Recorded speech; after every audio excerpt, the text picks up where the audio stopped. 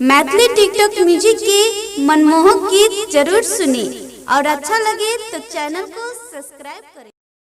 हम सिंगर राजेश रंजन समस्त श्रोतागण के प्यार छू के प्रणाम करे छी। आ भैया हम कह चाहब कि जौन गलती सुशांत भाई जी के लखा मिल से भी अहाँ सब कौन भी परिस्थिति में एहन कदम नहीं उठाब। आओ गीत के माध्यम से सुनल जाओ। डीजे नवनीत बलुआ बलुआ कसुर कौन के हेलो भैया ले लिये फसरी लगाए। कसुर कौन के हेलो भैया ले लिये फसरी लगाए। हमारा सबके भैया गेलिए आहा कनाई। हमारा सबके भैया गेलिए आहा कनाई। पूरा देश कन्हैया कोना के कहरत विदाई। पूरा देश कन्हैया कोना के कहरत विदाई। आके याद भैया देते सबके सताई। हमारा सबके भैया भेल आहा कनाई।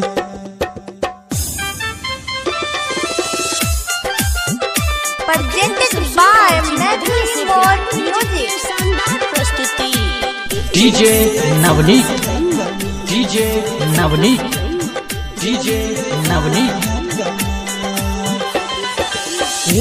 सधोनियो भैया छेल सुपरही।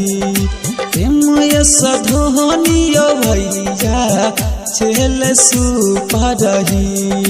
पीके में आयो भैया सब हक दिल ले लो जी। पीके में आयो भैया सब हक दिल ले लो जी। कसुर कौन कहलायो भैया ले लिये फसरी लगाए। कसुर कौन कहलायो भैया ले लिये फसरी लगाए। हमारा सबके भैया गेलिए आहा कनाई। हमारा सबके भैया गेलिए आहा कनाई। presented by Matthew Sport Music music के शानदार प्रस्तुति डीजे नवनीत बलुआ डीजे नवनीत बलुआ डीजे नवनीत बलुआ डीजे नवनीत बलुआ। पुरनिया घर अहाँ के बिहार के लाल कहै।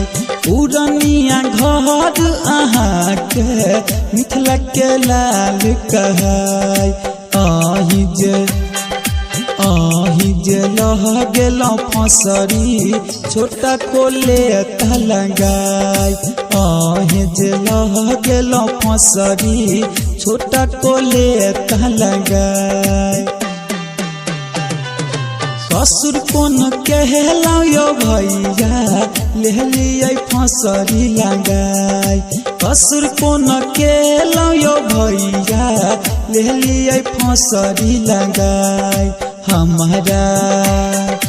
हमारा सबके भैया गेलिए आहा कनाई।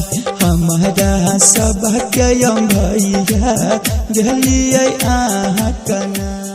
Mix by DJ Navneet.